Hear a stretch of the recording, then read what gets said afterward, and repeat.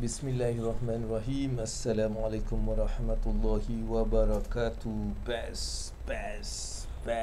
Apa khabar semua? Alright, semoga hari ini akan menjadi hari yang lebih baik daripada semalam dalam segala aspek kehidupan kita. Salam dan selawat ke atas junjungan besar Nabi Muhammad sallallahu alaihi wasallam. Allahumma salli ala Sayyidina Muhammad wa ala ali Sayyidina wa maulana Muhammad. Alright, saya harap dengar suara Abang Abu jelas.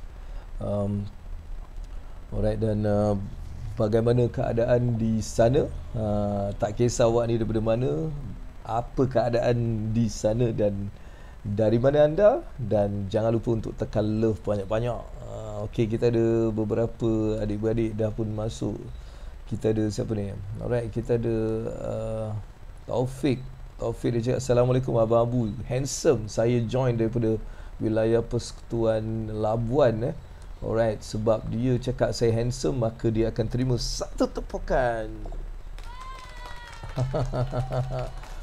Satu tepukan kepada Taufik kerana dia cakap saya handsome, dan bagi love banyak-banyak Taufik.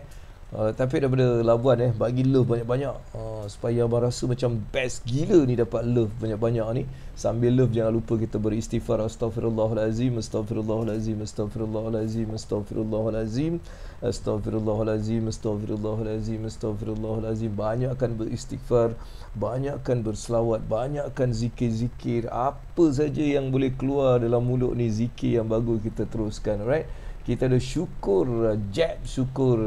Okey, apa khabar Syukur? Lama tak jumpa. Alright, Syukur. Assalamualaikum, waalaikumsalam. Dia cakap, Taufik dia cakap, suara Abang jelas, alhamdulillah. Terima kasih kerana Taufik bagi benda tu. Thank you very much. Kita ada Nur Zaisha. Assalamualaikum Abang Abu. Waalaikumsalam Nur Zaisha. Daripada mana Nur Zaisha? Daripada mana? One Ones. Alright, One Ones juga dekat sini. Kita ada Taufik, dia senyum saja Taufik kerana dia dapat tepukan. Online semua tak dapat, dia dapat tepukan, babe. Alright, Assalamualaikum AA Aslina Abu Hassan. Dia cakap Assalamualaikum. Waalaikumsalam Lina dekat office dekat office, dah pergi office. Dan kita ada Ihsan Sulaiman. Assalamualaikum Abang Abu dan sahabat-sahabat sekalian. Alright, terima kasih kerana join program kita pada hari ini, Ilmu Wang Dunia Akhirat, jam 9 pagi hingga 10 pagi setiap hari, dan segmennya adalah puasa kewangan. Kita dah dalam bab puasa kewangan selama lebih kurang 27 hari, dan hari ini adalah hari ke-14 kita nak bincangkan. Syukur Jeb dia cakap baik, alhamdulillah. AA terima kasih Syukur. Dan Nur Zaisha dia cakap saya daripada Jitrah Kedah. Alright, orang Jitrah Kedah juga berada di sini.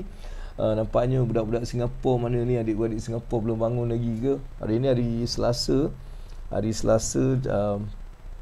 InsyaAllah biasanya dah bangun pun So apa cerita pada hari ni pagi ni cuaca biasa je, cerah.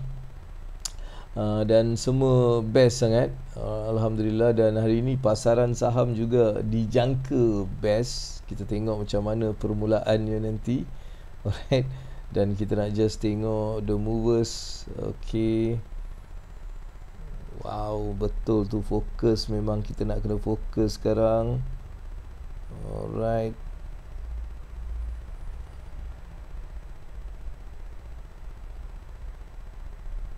InsyaAllah kita akan fokus pada fokus kita. Apa khabar semua? Alright, okay. Abang Abu ni nak tengok-tengok sini pula. Alright. Okay, macam mana keadaan puasa ataupun sahur pada hari ni? Makan sahur apa? Saya makan mihun goreng. Semalam kita dekat Singapura ni, saya suka benda tu, mihun goreng tu, sebab dia punya mihun dia warna merah gila. Merah dia macam merah darah macam tu. Lepas tu kena makan kan. Memang sedap, kena dengan kari kari ikan. Aku masuk dalam kari ikan dengan apa. Oh, memang sedap sangat lah tadi. Memang sedap. Hari ni kita makan puasa pula, makan sahur tadi, Alhamdulillah. Semuanya siap-siap belaka dan anak-anak saya pun Alhamdulillah semuanya bangun ceria sangat, sebab masing-masing ada makan yang diorang suka. Ada pagi tadi kita ada mihun, kita ada nasi pataya, kita ada nasi goreng, kita ada banyak benda lah yang diorang rasa seronok makan. Alright. Okay, syukur makan nasi lauk kambing daging alright. Syukur makan nasi lauk daging. Apa lagi awak punya hari ni punya sahur? Cuba cerita sikit. Kita berukuah-ukuah dulu kan. Topik hari ni memang menarik. Nak sign guarantor, fikir balik. Itu benda hari ni kita nak share. Tapi tunggu kejap lagi lah. Kita apa kata orang tu, berukuah, bermesra-mesra macam mana keadaan di rumah sana, keluarga sihat semua, anak-anak sihat ke, kalau dah berkahwin, mak ayah sihat ke, semua dalam keadaan yang bagus. Macam mana keadaan COVID di tempat like di setiap negeri tu macam mana. Itulah dekat Abang Abu, bihun Singapura kat Malaysia warna putih. Itulah bihun Singapura. Bihun Singapura warna putih Sini warna merah, merah dia lain macamnya merah. Nanti lain kali bila korang join program Abang Abu, ada satu segmen tu kita orang datang Singapura. Adik-beradik Abang Abu datang Singapura, kita bawa pergi makan mihun yang warna merah dengan sup dia, sup warna merah tu. Alright, Nur Zaisha dia makan roti jala. Oh, roti je. Kita sebenarnya ada roti jala, tapi apa berlaku roti jala tu, kari dia tak menarik. Jadi kita tak makan roti jala dengan kari yang diberikan. Jadi kita simpan untuk berbuka nanti dah. Okey, dan keadaan cuaca di kawasan awak semua macam mana keadaan cuaca? Sambil-sambil tu apa kata kita tekan love banyak-banyak tu, sebab dia terberhenti dekat 200. Sambil tu share, mungkin kita boleh share dengan adik-beradik kita yang lain, sebab topik hari ni dia kalau tak diberi perhatian, dia boleh membawa satu ketidaktenteraman sampai lama sangat. Benda ni pernah berlaku pada diri Abang Abu sendiri. Jadi saya hari ni nak memberikan pencerahan sikit mengenai benda ni. Sebab benda ni kadang-kadang kita ambil sebagai satu benda yang apa salahnya kan. Tapi ada benda yang boleh, ada benda yang tak boleh. Jadi apa yang boleh, apa yang tak boleh yang kita nak bincangkan, supaya kita nak pastikan dalam memantapkan kewangan kita mempunyai benda-benda yang halus yang kita sebenarnya tak faham, kita nak betulkan benda tu, right? Okey. Kita ada siapa ni? Cuaca kat Kuala C mendung. Kuala Selangor. Itulah Kuala C pula. Kuala Selangor. Okey, mendung. Alright, Abang Abu. Okey, lagi. So Erin maksud dia cakap dia bawa member dia cakap. Okey. Bagus Erin, terima kasih kerana Erin buat macam tu. Abang Abu bagi DJ horn kepada Erin. Itu untuk Erin sekali lagi saya bagi. Ini untuk Erin yang dia kongsi dengan member-member lain, dan pastikan anda juga terus berkongsi dengan rakan-rakan di luar sana agar mereka juga dapat mengikuti selama 27 hari kita dah plan. Hari ni hari yang ke-14. Yang tertinggal jangan risau, ada YouTube, ada Facebook ni sendiri. Kalau tengok scroll balik, boleh mula melihat hari-hari yang terlepas dengan topik-topik yang menarik. Dan Abang Abu dalam keadaan yang macam nak pergi bulan-bulan apa haji kita tak bercukup. Saja je kan. Kan jadi kasi macho sikit, orang cakap aku ni macho ni. Okey. Alright, cuaca di Labuan hujan sekejap-sekejap ni Abang Bu. Okey. Mudah-mudahan setiap kali hujan turun tu kita berdoa, mudah-mudahan doa kita Allah terima dan diberikan kebaikan daripada hujan tadi. Alright, apa lagi yang mungkin ada cerita ke atau ada soalan yang mungkin awak nak tanya sebelum ni bab-bab. Kalau ada soalan yang memang awak ikut Abang Abu, awak boleh tanya soalan, insya-Allah saya boleh jawab. Daripada apa yang saya faham, kita akan berjawab, kita akan kongsikan apa yang kita faham. Alright, so apa saja soalan mengenai kewangan, bisnes ataupun mungkin kehidupan juga, mungkin saya boleh juga berkongsi sedikit sebanyak pengalaman hidup saya dalam menjalani keadaan-keadaan kewangan yang tertentu. Okey, dan semalam ada benda berlaku, babe. Aku minta maaf lah. Ini kita ni manusia biasa. Walau profesional macam mana pun, kadang-kadang kita ni manusia biasa. Bukan kadang-kadang, kita ni memang manusia biasa. Ada juga kesilapan berlaku, keterlanjuran dan sebagainya. Semalam sebenarnya aku ada kelas. Kelas saya start pukul 10 semalam kan. Jadi saya pula semalam tak tahulah kenapa bit penat. Jadi saya pun makan kita dah berbuka, lepas tu kita dah solat, lepas tu saya pun solat isyak, lepas solat isyak kita habiskan tarawih, dan lepas tarawih tu aku pun macam nak lepak sekejap lah sebab kita nak tengok 10 baru 9 lebih sikit ni kan.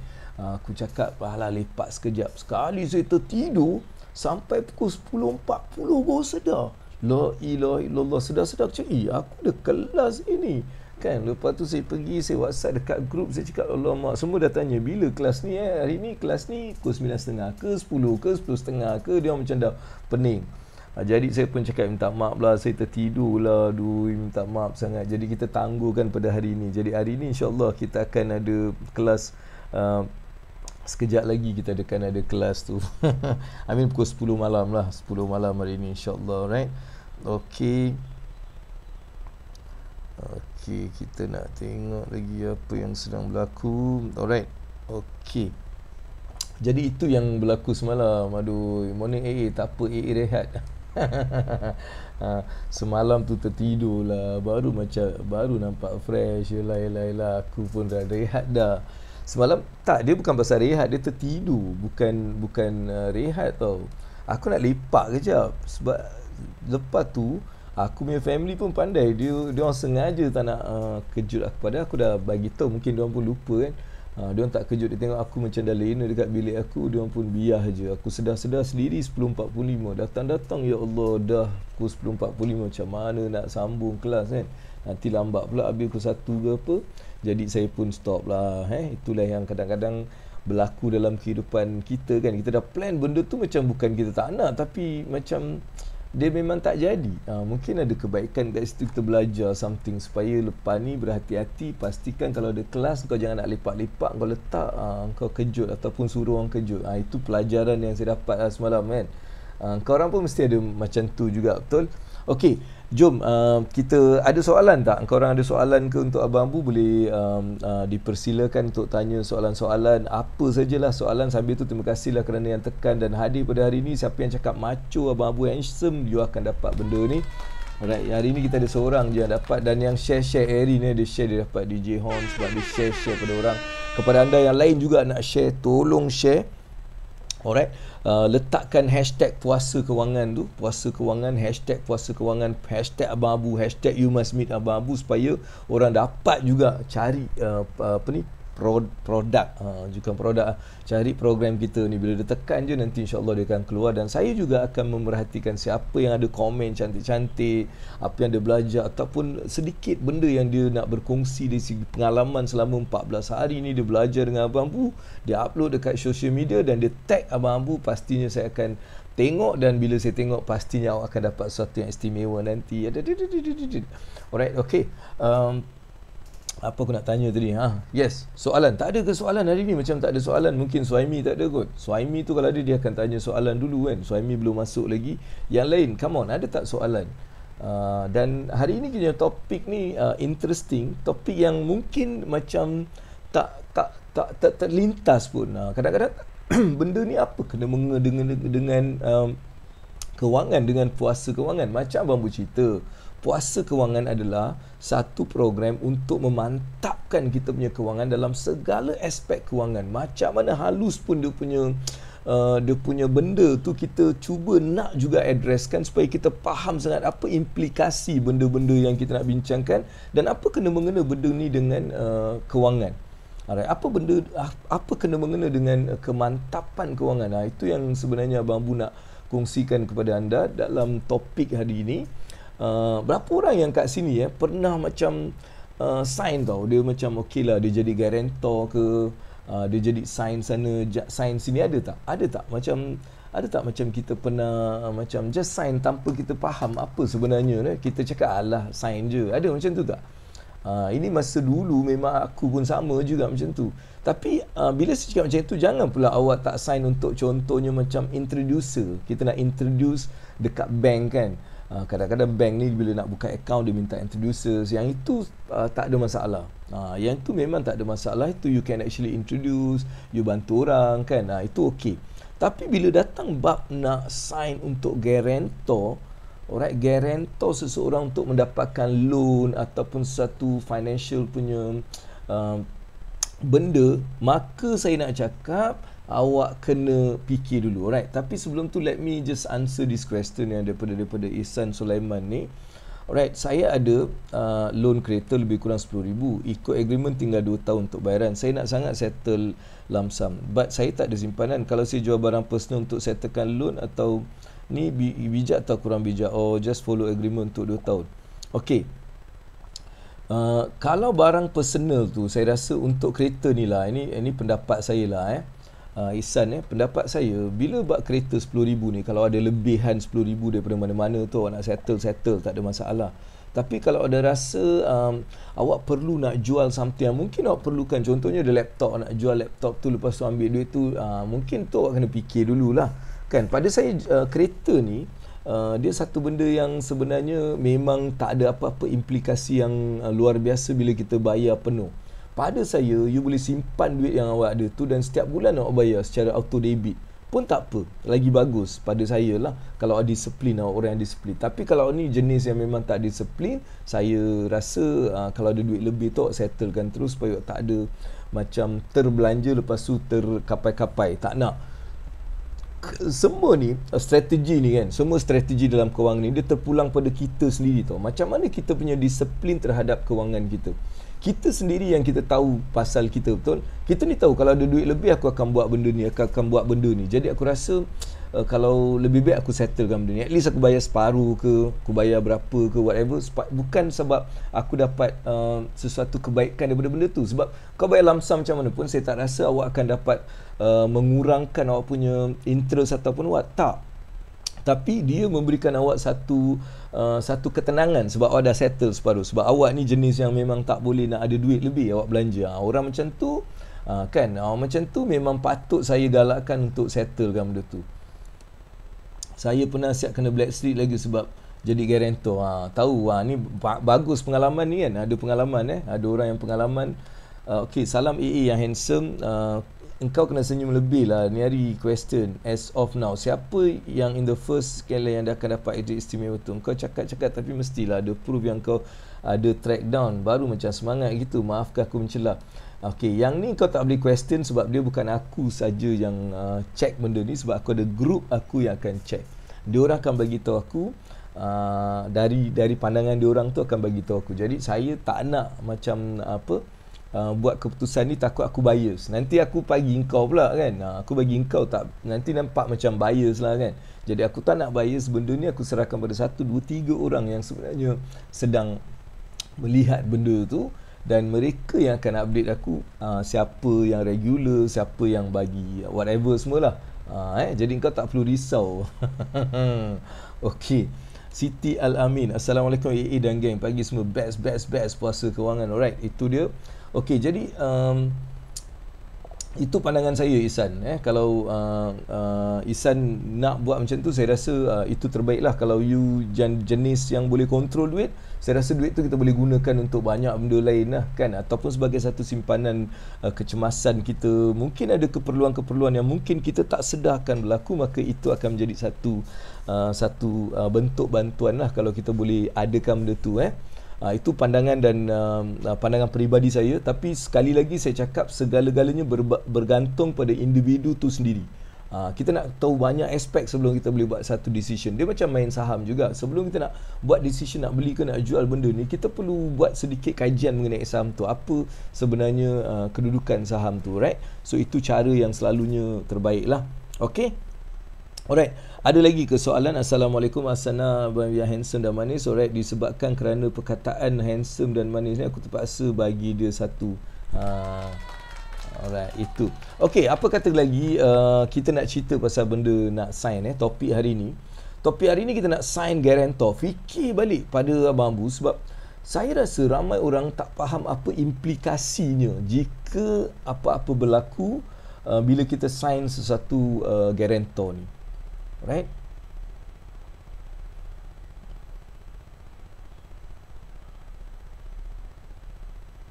Okey, kalau sebab bila nak jual benda-benda macam tu, dia sebenarnya satu aset kan.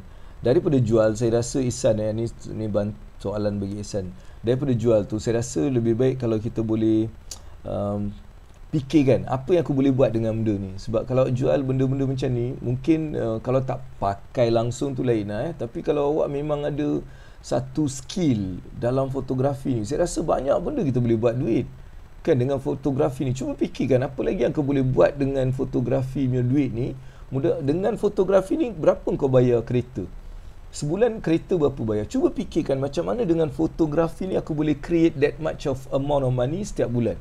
Macam mana aku boleh gunakan, contohnya aku bayar 500 lah 500 sebulan. So macam mana aku boleh buat 500 sebulan dengan fotografi aku ni? Cuba fikir macam tu. Then awak dapat selamatkan banyak benda. Satu, dapat selamatkan jual benda ni, awak masih boleh bayar kereta, dan awak dah tanpa sedari awak dah satu sistem penyianan duit. Cuba fikir macam tu. Abang Abu selalu fikir macam tu tau. Aku takkan kalau ada duit banyak macam mana pun, kalau aku boleh settlekan benda tu, aku fikir macam mana aku boleh create berapa yang bulan-bulan aku bayar ni supaya aku boleh simpan duit ni, at the same time aku boleh create something dan aku boleh settle dengan benda tu. Tu sebenarnya benda yang aku pernah buat. Alright, aku pernah jadi guarantor dan pernah tolak jadi guarantor. Aku pun pernah minta orang jadi tag aku juga. Sebab tu kena cerita kan. Alright, so bila nak bab guarantor ni, dia okey, biar aku cerita pengalaman saya sendirilah. Saya rasa saya ni orang yang paling banyak lah bagi guarantor dulu. Satu ketika dulu ni semua ni aku bagi aku guarantor orang sana, guarantor orang sini. Dan banyak kali juga pernah ada kes-kes di mana aku terpaksa call dia orang, tanya apa pasal ni. Bila guarantor dia orang tak bayar 1-2 bulan, dia akan contact kita.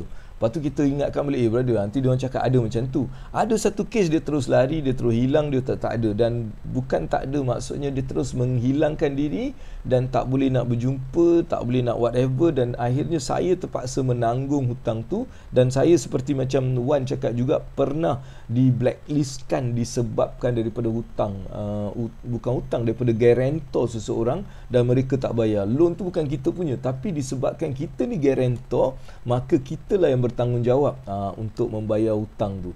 Ini satu benda yang sebenarnya kita kena faham bila datang bab bab guarantor ni. Sebab kita tak faham kadang-kadang memanglah kita nak bagi orang tu kan, kita tengok kesian dia ni, macam apalah sangat bagi guarantor je tu, tapi sebenarnya benda tu boleh membahayakan diri kita lah, babe. Ni ke? Jap. Sekejap aku cari. Hari ni ke bukan? Ni bukan pledge untuk hari ni. Pledge untuk hari ni saya ada letak kat sini. Sekejap aku nak today's pledge. Ni kot. Kan. Ni. Bukan. Sekejap aku today's pledge. Ni. Ni kita sambil-sambil tu aku tulis tadi kan. Sebab dia jadi benda tu bukan hanya jadikan kita macam serba salah, tapi dia bawa tekanan, babe. Aku buat tekanan. Bila aku sedar benda tu, bukan aku tahu pun benda ni dah berlaku lama, tapi orang tu dia tak bayar whatever. Aku pula dah berpindah alamat semua kan, jadi tak dapat confirm. Ada sekali tu aku pergi bank untuk nak apply satu benda lah, satu bentuk facility. So masa aku nak buka account, dia tak kasih. Dia cakap tak boleh dibuka sebab ada blacklisted. Aku pun fikir apa yang aku buat sampai blacklisted, padahal aku ada duit pun dalam bank tu pun aku ada duit. So macam mana dia boleh blacklisted? Sekali bila tengok disebabkan guarantor, disebabkan saya pernah guarantor seseorang untuk loan rumah dia dan akhirnya dia tak bayar. Dan rumah tu telah pun dilelongkan. Lepas dia lelong masih ada lagi duit yang perlu settle kan, dan nama saya ada kat situ. Sebab guarantor, jadi saya terlibat, saya sendiri terpaksa menjalani proses tau. Dan benda ni kan dia macam buang masa kita tau. Lepas tu dia streskan kita kan, ini benda-benda. Lepas tu bila kita nak sign, saya ni pengalaman aku sign buka company dengan orang lain kan, orang yang tak ada kena-mengena dengan kita. Lepas tu kita buka company dan dia pula bukan rakyat Malaysia, saya sebagai rakyat Malaysia kita buka, dan akhirnya sebab dia tak bayar, saya tak boleh keluar negara. Masa tu saya nak pergi Mesir, saya tak boleh keluar sebab saya ada disebabkan saya punya rekod dalam SSM tu tak bayar dia punya lembaga hasil punya benda-benda. Jadi benda-benda ni sebenarnya kita perlu berhati-hati sebab dia menjadikan kita kehilangan peluang, kita stres, banyak lagi benda. Jadi kan ni masalah guarantor dengan saudara mara, akhirnya kita terima akibat. Tak kisah dia saudara mara ke whatever ke, selain daripada isteri kita lah, daripada spouse kita, kita boleh, yang tu kita tak boleh nak cakap apa-apa. Itu tanggungan kita kan, dia tak bayar kita yang kena bayar. Tapi selain daripada itu, berhati-hatilah, berhati-hati bila kita nak menjadi guarantor. Jadi antara tulis punya pledge, okey, lepas tu jika kita pernah jadi guarantor yang telah melenyapkan diri mereka dan hingga kini pihak bank masih hantar surat, apa tindakan bijak yang perlu kita buat? Awak tak boleh buat apa-apa. Awak minta maaf lah, saya cakap awak tak boleh buat apa-apa sebab awak garanti. Sebab apa yang awak sign tu bukan awak sign main-main. Benda tu adalah legally binded. Maksudnya apa yang awak tertulis dalam tu boleh dijadikan case. So apa yang tak tulis, awak ni mana ada baca? Awak ada baca tak? Awak tulis tak baca benda? Tak ada, babe. Kan? Kan? So dia gila, babe. So sebab tu saya cakap dia bukan macam apa cara dia, tak ada cara, babe. Tak ada cara. Kau pergi bank cakap apa, sama je dia cerita, nama awak akan di blacklistkan. Alright, sebab awak telah berjanji untuk settle kalau dia tak bayar. Dalam benda tu awak cakap apa? Kalau dia tak bayar, aku bayar. Itu sebenarnya apa yang awak promise. Kalau dia tak bayar, aku bayar. Itu yang awak sign. Awak tahu tak? Itu yang awak sign. Kan? Jadi bila nak guarantor dalam perkara-perkara, sebab tu saya dalam today's pledge ni, saya tidak akan guarantor untuk pembelian liability selain daripada guarantor untuk pendidikan. Kenapa saya cakap macam tu? Sebab pendidikan, bila datang bab pendidikan, loan pendidikan, dia tak apa. Bila kita guarantor, orang yang guarantor tu kalau apa-apa berlaku pada pihak yang tak bayar ni semua, guarantor tu tak ada terlibat.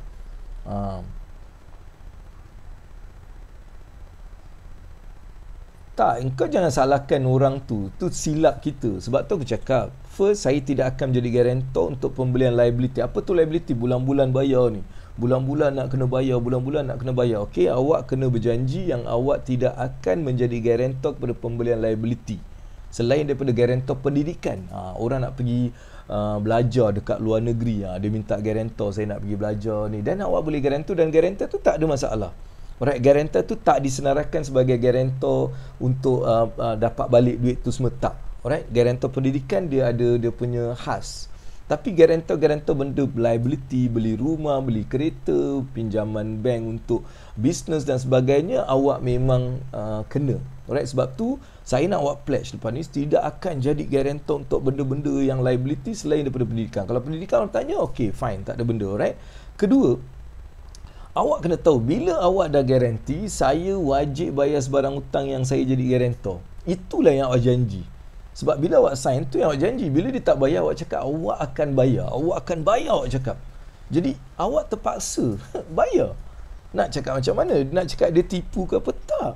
Sebab apa? Awak yang berjanji dengan bank. Pada bank dia ambil janji awak. Dia cakap engkau akan bayar kalau orang tu tak bayar.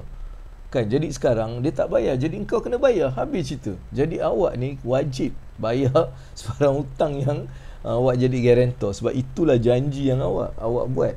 Faham ke faham ni? Sebab benda ni, walaupun benda ni macam pada setengah orang dia rasa benda ni tak penting, tapi pada abang Abu penting. Sebab akan ada masa-masa yang awak akan terbabit, melainkan awak dah kena. Sebelum ni awak kena lain. Tapi kalau awak kena, ada kat sini yang mungkin tak terfikir pun pasal topik ni. Tak terfikir. Alih-alih satu hari adalah orang datang minta ada guarantor untuk dia nak beli kereta dan sebagainya, dan awak tengok apa ke berlaku.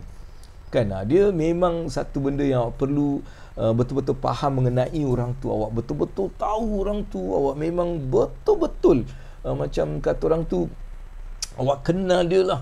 Memang awak kenal rapat dan awak sanggup lah. Awak sanggup. Tak apalah kalau dia tak bayar pun. Maksudnya awak garanti dia akan bayar. Tapi kalau dia tak bayar pun, awak tak apalah, awak cakap awak akan bayarkan lah. Dia macam tu. Kalau macam tu baru boleh. Kalau setakat awak nak guarantor tapi awak sendiri kalau apa-apa jadi, then jangan lah. Sebab tu yang ni saya tulis kat sini, yang nombor 3 ni, pledge nombor 3 ni sebenarnya. Okey, pledge nombor 3 ni, alright, saya cakap boleh kau nak jadi guarantor boleh, tapi bila kau dah ada sejuta yang awak letak sampai tak ada buat apa-apa, dan orang tu mungkin hutang 100,000, 200,000, then awak bolehlah jadi guarantor. Tak apalah, jadi guarantor lah. Kan, betul awak nak tolong orang tu, jadi guarantor. Dia tak bayar pun, akhirlah ada duit untuk awak nak settlekan. Tak adalah rasa macam berat sangat. Tapi bayangkan kalau awak sendiri tak ada duit dan orang tu dah hutang 200,000, dia tinggalkan awak. Lepas tu awak pula bank yang telefon bila nak bayar, sampai dia hantar surat saman kat kita pula, dan dia cakap kita nak tarik awak punya harta benda pula. Hello, sebab tu jangan senang-senang awak nak sign guarantor. Fikir balik. Maksudnya bukanlah saya tak cakap tak boleh guarantor langsung. Tak, saya tak cakap macam tu. Saya nak bagi tahu awak berhati-hati dan fikir balik. Tengok balik keadaan awak. Tengok balik seadakah kemampuan awak sendiri tu macam mana. Tengok balik benda-benda yang macam ni sebelum kita memberikan guarantor kepada sesiapa pun. Kan, ini benda yang saya nak macam Kak Asna pun faham. Kan, Syana, proses lindung rumah pening kepala. Betul, memang lepas tu kita tak tahu benda ni berlaku, babe. Yang kita tahu selepas semua proses tu habis dan bila dia masih tak dapat bayar, maka bank pun akan contact kita pula. Dan dia cakap engkau lah sekarang yang kena lunaskan benda ni. Jadi inilah jadi masalah kita kan. Lepas tu kita pun maki hamun, orang pun tak guna. Orang tu pun dah, dia cakap aku tak boleh buat apa. So benda-benda macam ni. Kan, benda-benda macam ni yang menjadikan kita macam dalam keadaan yang stress, babe. Aku dah go through benda ni lah. Padu Surya dia cakap baca tapi tak sangka dia nak buat hal. Bukan dia nak buat hal, dia tak plan pun nak buat hal. Dia bukan plan tau nak buat hal, tak. Dia punya keadaan kita tak tahu. Masa dia jumpa kita, dia keadaan everything fine. Tapi dalam satu tak ada benda yang boleh garanti. Sebab tu kita tak boleh guarantor. Kan, apa benda yang boleh garanti dalam hidup ni? Mati. Mati je yang kau boleh garanti. Yang lain semua kau tak boleh garanti. Sebab tu kau tak boleh nak guarantor siapa. Tak ada benda. Bila kita macam guarantor, maksudnya kita dia macam satu istilah apa, aku lupa istilah tu, tapi dia macam tu lah. Kita seolah-olah kita cakap, kita letak pulangan, kita mesti dapat. Aku mesti dapat. Kita letakkan satu benda yang kita menjangkakan dia. Kita rasa macam benda ni kita macam telik macam telik okey, garanti babe, ni mesti garanti berlaku babe. Dia macam tu. So pada saya benda tu adalah silap. Alright. Okey, ni apa Kak Asna, kau tanya apa ni? Jadi sekarang kita bayar hutang tersebut, dan adakah apa-apa yang kita boleh buat untuk memberikan kelebihan kita sebagai, tak ada benda. Kita tak ada apa-apa kelebihan. Kelebihannya adalah kita tak ada dalam blacklist tu. Tu je lah. Kan? Itu je. So kita tak ada dalam blacklist sebab kita dah mula bayar.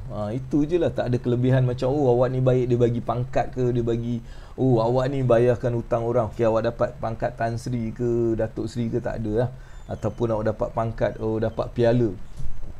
oh dapat award, tak ada tak ada benda lah. Tu kau punya nasib kau lah. Takdir kau punya takdir, sebab kesilapan kita sendiri, sebab kita yang mengambil tanggungjawab tadi so tak ada apa. So now dah faham, dan nowadays cannot trust kawan sangat.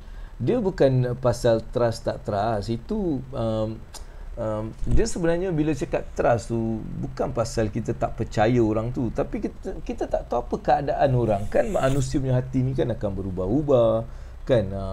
So benda-benda macam tu, jadi kita jangan terus buat kalau kita tidak mempunyai kemampuan. Alright, kita tengok, bukan saya cakap tak boleh. Dengar betul-betul, saya tak cakap benda ni tak boleh. Saya cakap awak fikir balik. Fikir balik, tengok balik dia ni beli apa. Adakah dia beli satu harta yang sebenarnya macam ada nilai, tak ada nilai. Tengok dulu. Kalau ada nilai pun berapa bulan-bulan komitmen, banyak ni juga So macam ni kita boleh actually like identify something kat situ. Kita boleh buat berbincang dengan orang tu. Kalau dia tak boleh bayar, kita ditransferkan kat kita ke apa ke, benda-benda macam tu. Alright. Dan kedua, awak kena check bulan-bulan, kalau dia tak bayar 2,000 ni, aku ni mampu ke bayar. Kalau mampu, then okey, teruskan. Sebab awak wajib bayar kalau dia tak bayar. Dan ketiga adalah jangan, selagi awak tak ada duit, jangan tak, itu jujur ni bukan jujur ni Kak Arin, jujur ni tak ada kena-mengena dengan law Kak. Awak jujur macam mana pun, dia law ni dia ikut black and white. Dia benda yang awak ni, dia tak kira jujur ni, dia tak kira macam jujur ni antara kita dengan Allah, dengan kita dengan Allah. Itu kejujuran dengan manusia lain kan. Tapi bila datang law ni, dia tak kira benda tu.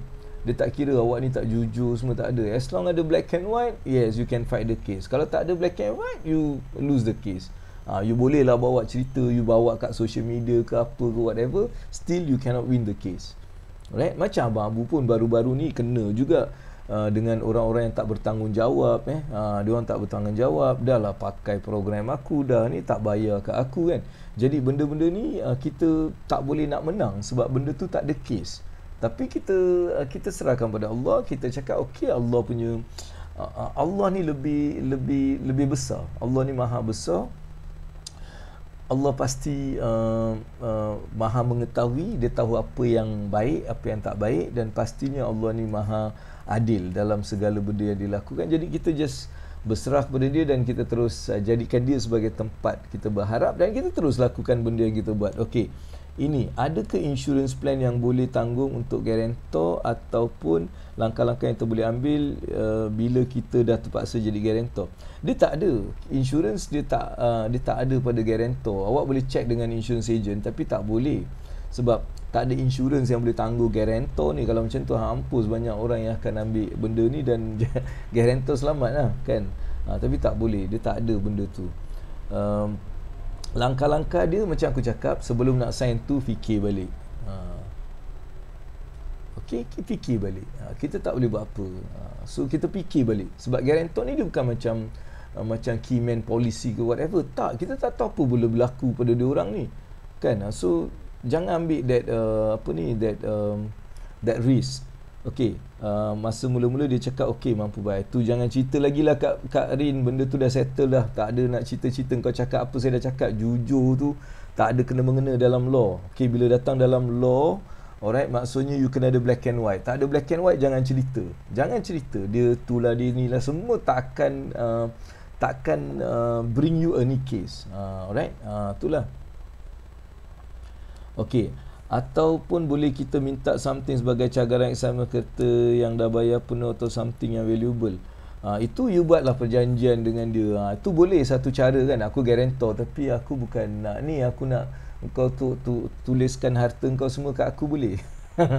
Jadi tapi benda tu biasanya bila yang datang minta ni bukanlah orang yang tak kita kenal. Orang biasanya yang minta guarantor ni orang yang kita kenal, yang macam Kak Rin cakap tadi kan, orang yang ada kemampuan, dia kenal kita. Tapi bila benda tu dah berlaku, dia orang dah macam tak indahkan kita, dia orang lupakan kita, dia orang terus tak sedikit pun mengambil tanggungjawab. Dia biarkan benda tu macam tu je kan. Ini yang sebenarnya menjadi masalah.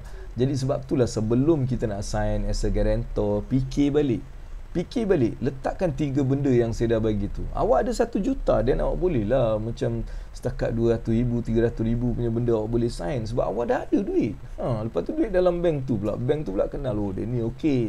Dia ni boleh ni, kita guarantor ni. Sebab guarantor pun dia tengok juga. Kan? Dan awak boleh, satu cara mudah lah untuk kita menyelamatkan diri daripada jadi guarantor orang. Awak cakap, saya memang tak layak jadi guarantor sebab saya ada case, saya ada benda kan, macam tu. Kes suami tu mungkin satu benda yang boleh diperbincangkan, tapi sometimes yalah kan, kita rasa macam tak sedap pula. Alright, bukan nak fight, just bayar je sebab nak jaga kita punya rating juga. Kalau sikit tak apa kak. Kalau sikit, kalau setakat 100-200 sebulan okey. Kalau sampai 3-4 ribu, 5 ribu sebulan, nak macam mana? Nak bayar macam mana? Kan? Nak bayar macam mana? Kita tak boleh bayar. Sebab tu abang yang tadi cakap tadi kan, dia terpaksa dalam blacklist for long time. Sebab apa? You tak, macam mana kau nak bayar 5-6 ribu sebulan orang punya hutang bila kau sendiri tak ada duit? Kan kalau 100-200 tu okey lah, boleh lah kan. Dia pun blacklist, dia pun bingai punya orang kan, beli barang tak berapa ribu je tu pun dia tak boleh bayar dan kita bayarkan dia lah. Tapi kalau orang tu dah beli guarantor sampai beratus ribu, berjuta, lepas tu kita kena bayar setiap bulan banyak ni, gila ke apa? Tak boleh babe. Itu yang sebabnya kita biarkan sajalah, nak buat macam mana kan, tak boleh buat apa pun. Alhamdulillah faham jika live kita memang dah boleh buat charity, lebih-lebih boleh jadi guarantor sebagai sedekah. Contoh mangsa yang hilang kerja semasa COVID, kesian dia masih nak meneruskan depan. Itu semua bila ada duit boleh, macam-macam kita boleh buat kan. Just say what happened, what can happen, dah settle pun, betul dia lari, dia pindah rumah, tak bagi tahu pun washing machine pun. Itulah kan, washing machine je tu boleh lah kita macam okey tak apalah, aku bayarkan, bayar penuh pun boleh kan. Ini kalau bukan kalau rumah berjuta, kau nak bayar macam mana? Sebab tu saya cakap, fikir balik. Saya tak cakap jangan sign. Nampak? Nak sign guarantor, saya fikir balik. Saya tak cakap jangan sign. Alright. Okey, jadi guarantor kereta sekali kena tarik, terpaksa kita yang pergi bayar, ambil terus kereta tu. Kira berbaloi jugalah. Tapi kereta tu jaga-jaga sebab takut dia nama dia lagi. Jangan awak bayar, awak cakap awak dah dapat kereta berbaloi, tengok pergi cek nama, tukar balik pada nama awak dulu. Jangan awak bayar-bayar nama dia lagi. Nanti nama dia lagi dia cakap tak, ini kereta aku. Jangan. Sebab kadang-kadang boleh berlaku, bukan benda tu macam ni kan. Lebih baik kita dah tahu first kita guarantor tu pun dia tak bayar kan. Maksudnya lepas tu dia tak jujur, dia tak bayar, dia tak cakap dengan kita. Sekarang kita pula tolong ambil kereta, kita bayar, tapi nama atas nama dia lagi, akaun masih akaun dia lagi. Jadi itu berbahaya. Kalau kita dah habis bayar, nanti dia boleh cakap, ini kereta aku dah habis bayar, macam mana kau boleh pakai? Nanti dia pula saman kita setiap bulan bayar banyak ni sebab kau pakai sewa kereta aku pula. Jadi berhati-hatilah bila datang bab bab guarantor ni, sebab dia satu topik yang tak senang untuk kita bicarakan. Sebab dia selalunya yang guarantor ni biasanya dia orang yang kita kenal, saudara mara, adik-beradik, semua benda-benda macam tu kan. Jadi kita susah nak tolak. Nak adik-beradik, mana kita nak tolak? Pada saya adik-beradik tu okey jugalah kan, itu darah daging kita. Jadi kita macam tak apalah kan, walaupun mungkin dia tak bayar, memang kita kena bayar, kita wajib menolong adik-beradik kita yang tak mampu kan. Sebelum kita nak bagi duit ni pada orang-orang, nak derma sana derma sini, kalau adik-beradik kita tu susah, masih lagi ada kesusahan, tak boleh settle banyak benda, dan kita sebagai adik-beradik wajib tolong diorang dulu. Wajib tolong diorang dulu. Jadi dalam konteks tu okey, benda tu okey kan. Tapi kalau benda yang tak kena mengena lepas tu beribu pula kena bayar, 5-6 ribu sebulan kena bayar. Macam mana kau nak bayar? Kau boleh bayar pun kau takkan bayar. Kau boleh bayar sebenarnya, tapi kau takkan bayar sebab benda tu macam tak adil kan, tak adil. So itu yang berlaku pada saya. Saya memang tak nak bayar sebab benda tu tak adil untuk aku. Aku cakap tak adil, tak apalah kau nak blacklist aku ke, it's okay sebab aku tak perlu lagi kau. Bukan belagar, tapi kenapa kan? Macam tak apa kau nak blacklist aku, tak pakai pun, aku tak pakai servis-servis kau, aku tak nak lagi apply loan kau. Dengan bank kau je, bank lain masih lagi bagi aku all the facilities. Sebab biasanya dalam kes-kes macam ni, bank tersebut saja, dia bukan keseluruhan biasanya lah Biasanya bila kita jadi guarantor pada ni, kes tu adalah untuk bank tu saja. Selepas beberapa tahun, bank tu saja yang akan ada kita punya report tu. Bank-bank lain kita masih boleh operasi seperti biasa. Itu satu benda lah, satu benda yang awak kena tahu. Tapi find out the details, jangan terus ikut apa aku cakap. Tapi itulah yang aku buat. Alright, so saya dapat masih meneruskan banyak servis-servis dengan bank-bank lain, melainkan bank yang pernah saya diletakkan sebagai blacklist. Alright, jadi itu antara benda yang saya dapat belajar dalam menjadi guarantor kepada orang lain.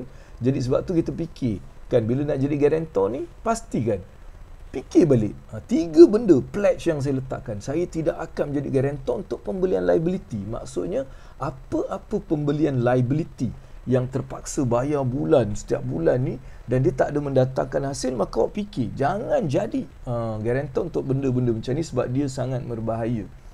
Kedua, kalau awak dah jadi guarantor, awak wajib bayar. Maksudnya kalau dah jadi guarantor macam Kak Rin tadi kan, aku jadi guarantor untuk icebox ni, aku tahulah kau tak bayar pun aku masih mampu boleh bayar icebox kau ni.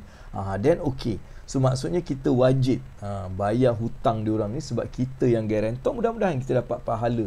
Kita dapat pahala sedekah, kita dapat pahala, banyak pahala lah kita membelikan benda tu. Dan orang yang lari ni, dia punya pahala pun kita dapat juga kan. Alright. Okay, so jadi guarantor, okay, of course kita tengok kemampuan kita, baru kita boleh dengan senang hati sign, bukan sign tak fikir. Lepas tu yang lain-lain datang, kita kata kita dah kena blacklist, tipu sunat. Okay, tipu ada sunat ya. Okay, alright, macam Nabi Ibrahim kan. Alright. Okay, anyway, itulah yang kita bincangkan pada hari ini. Topik ni dia macam tak panas, tapi dia penting. Sebab dia kadang-kadang kita sendiri nak minta guarantor. Betul? Sebab tu mungkin topik ni dia tak macam easy untuk kita. Sebab kadang-kadang kita sendiri ada masa-masa kita terpaksa minta guarantor. Kan, kita nak beli kereta, mungkin pendapatan kita tak cukup, kita perlu dapatkan guarantor.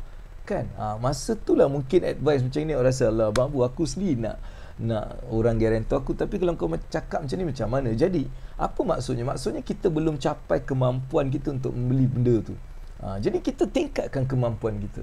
Kita tingkatkan kemampuan kita, lambatkan pembelian tersebut. Atau kita beli apa yang kita mampu saja. Tak boleh beli kereta yang besar tu, kita belilah kereta yang kecil sikit. Itulah kemampuan kita. Itu cara dia. Kan? Itu cara dia. Kalau kita perlukan guarantor untuk benda-benda macam pelajaran dan sebagainya, saya rasa tak ada masalah. Alright, pelajaran kalau siapa pun datang untuk minta guarantor untuk dia nak pergi belajar, dia nak dapatkan duit loan untuk belajar, awak bagilah. Itu tak ada masalah. Tapi kalau dia nak beli kereta mewah, awak pun pergi sign, lepas tu dia 3 bulan dia bayar, lepas tu dia terus hilang, awaklah tanggung. Alright, sama juga dalam benda-benda lain.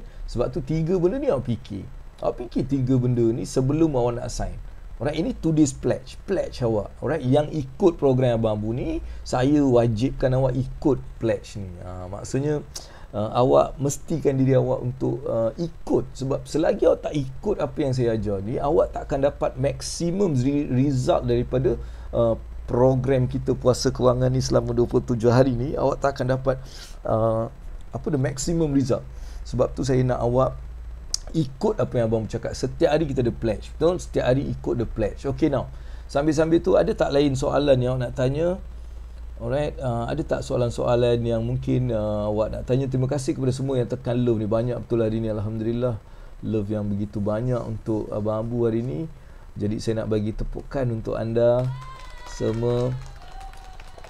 Tak bicycle horn lagi, kita nak DJ horn lagi. Semua ni kita nak buat.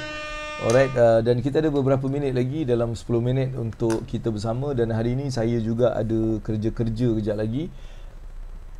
Okay, pledge. Yes, buat pledge tu. Tak apa, kita Kak Rin, kita tak perlu tengok orang tu lagi. Kita doakan yang baik je lah. Kita doakan yang baik untuk dia, supaya dia diberikan hidayah, untuk dia kembali balik. So kita pengajaran untuk kita. Sebenarnya apa yang berlaku pada orang kan, apa yang berlaku, apa yang orang buat pada kita ni sebenarnya satu pengajaran untuk kita, supaya kita jangan buat benda tu. Kan? Bila berlaku sesuatu pada kita, sebenarnya dia adalah pengajaran untuk kita, bukan untuk orang tu tau. Orang tu dia jawab dengan Allah, tapi untuk kita dia pengajaran. Kan, jangan kita menipu orang dalam benda-benda tu. Kita kita berlaku jujur, berlaku adil. Benda-benda ni yang kita kena belajar. Kan setiap benda yang berlaku tu. Kan jadi pengajaran daripada tu Kak Rin awak dah tahu lepas ni kan maksudnya aku tak boleh nak benda-benda macam tu lah, kita belajar sendirilah. Okey. Nak tanya supporter sebagai support dokumen beli rumah dengan guarantor sama ke? Nak tanya sebagai support dokumen beli rumah. Tak, itu bukan itu support. Support ni maksudnya dia tanya diri awak. Kan dia nak tengok awak ni ada tak harta benda yang dia boleh disebahkan dengan hutang yang awak ambil ni. Kan dia tanya apa support yang awak ada. Awak ada saham, saya ada saham 1 juta unit benda ni. Saya ada fixed deposit banyak ni. Saya ada rumah atas nama saya banyak ni. So kita bagi supporting document, supporting untuk approval kita. Untuk dia nak pastikan kita ni mampu untuk bayar, dan kalau tak bayar kita ada reserve yang kita boleh actually like settlekan benda tu. Sebab tu dia minta supporting document. Biasanya supporting document ni bila kita tidak mempunyai dia punya leverage, dia punya hutangnya leverage tu kan. Kalau kita tak capai dia punya leverage, dia minta supporting document, dan kadang-kadang dia minta juga guarantor. Guarantor ni biasanya bila kita tidak mempunyai satu credit rating yang jelas, itu biasanya kita dapat. Apa ni? Abang Abu, apa you buat bila ada 500k? Ceritalah betul-betul punya sebagai umur 20 punya orang. Alright. So tak, kalau dia terpulang pada kedudukan kau ni. Kedudukan kau 500,000 bila kau dapat tu, kedudukan kau macam mana? Macam kedudukan bukan nak cakap apa belagak, tapi kalau sekarang ni aku memang ada niat untuk buat yayasan yang membantu orang. Yayasan membantu orang tu memang duit ni akan sepenuhnya digunakan untuk create dan untuk terus membantu tu je. So buat benda tu untuk kita punya ni, kita punya apa ni, yayasan. Muhammad Faizul, selamat pagi. Yang comel comel pun kita dapat ni lah. Kalau comel aku rasa aku bagi ni lah. Semua panggil aku comel kan. Alright, okay. So itu yang aku punya jawapan, Suhaimi. Kan, itu je jawapan aku adalah terpulang pada kedudukan kau. Dan kalau kau tanya aku pada kedudukan aku sekarang ni, aku akan gunakan untuk buat yayasan tu. Untuk saya ada yayasan kewangan, okey, yayasan pendidikan kewangan, untuk kita mengajar orang keluar daripada belenggu-belenggu kewangan. Pendidikan kita bukan buat bantuan kewangan, bantuan pendidikan kewangan. So itu kena faham. So kita akan buat banyak benda-benda macam tu lah. Alright, ada lagi ke soalan-soalan yang mungkin nak tanya pada Abang Abu? InsyaAllah dipersilakan lagi. Sebab kita ada lagi dalam berapa minit lagi InsyaAllah untuk hari ini. Dan topik esok juga akan menarik juga. Sebab kalau kita tengok topik yang saya buat untuk esok, sebenarnya satu topik yang menarik juga. Sebab topik hari ni pun memang tak pernah terfikir pun topik ni. Topik ni tak pernah terfikir. Ni topik apalah Abang Abu kan. Saya guarantor pun jadi topik sebab dia tak ada benda yang actually, tak ada benda yang boleh kita garanti. So bila kita garanti, maksudnya kita ni dah ambil tugas yang Maha Esa kan. Kita garanti, mana boleh babe kan, kita tak boleh garanti. Okay, so jangan dia bukanlah satu tindakan yang bijak. Okey, kalau kita nak memberikan garanti pada seseorang tu, pastikan kita mampu membayarnya lah kan, tu bendanya. Dan esok saya nak cerita sikit pasal satu lagi benda yang mungkin dia macam tak ada kena-mengena. Apa ni? Hello. Hi. Siapa ni? Oh, tu anak aku bagi hi, dia nak pergi kerja. Nobody saw you lah. Ni anak saya, dia nak bagi say hi. No, this side. This side. Hi. Tu anak aku, dia nak pergi, dia sekarang tengah cuti belajar, jadi dia pergi kerja sekejap.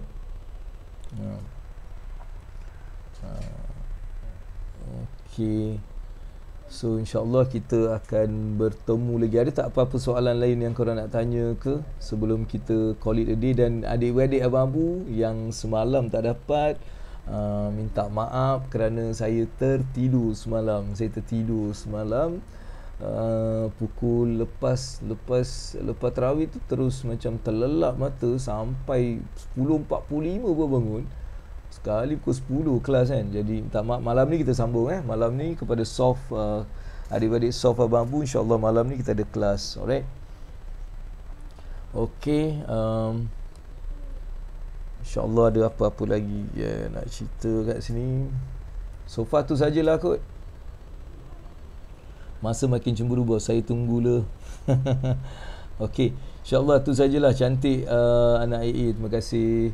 Alright, so itu sajalah daripada Abang Abu. InsyaAllah kita akan jumpa lagi di lain masa dan di lain hari. Esok lah kita jumpa esok.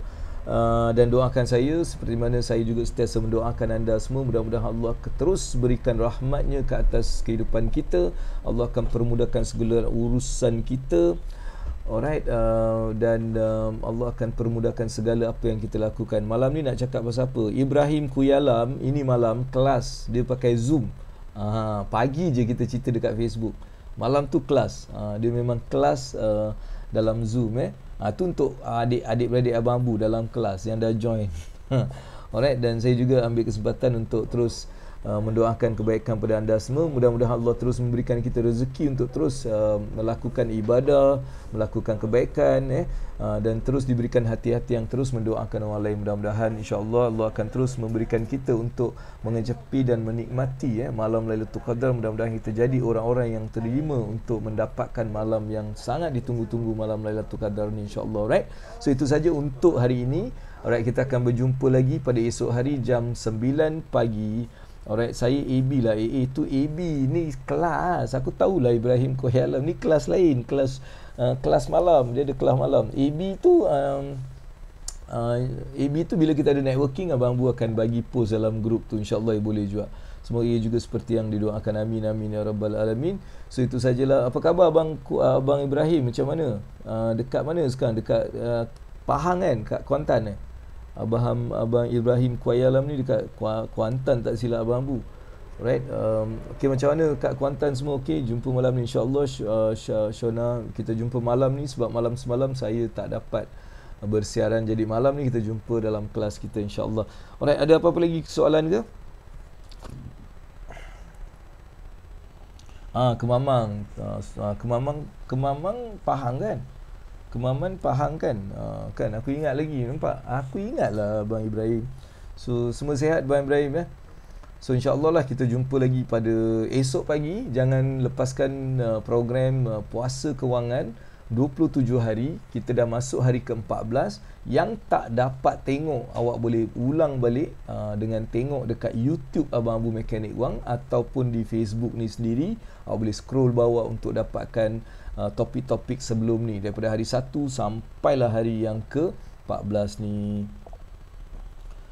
Alright, best topik hari ni bagi semua sedar tentang guarantor. Yes, insyaAllah. Alright, okay, so itu saja. Kita jumpa lagi esok pagi dalam satu lagi topik yang menarik, topik yang sebenarnya menjadikan orang juga dalam kedudukan yang tak best dalam kewangan. Tapi kita cuba sembang-sembang besok dan pastikan semua datang awal sikit besok insyaAllah. Alright, so itu sajalah. Assalamualaikum warahmatullahi wabarakatuh. Best.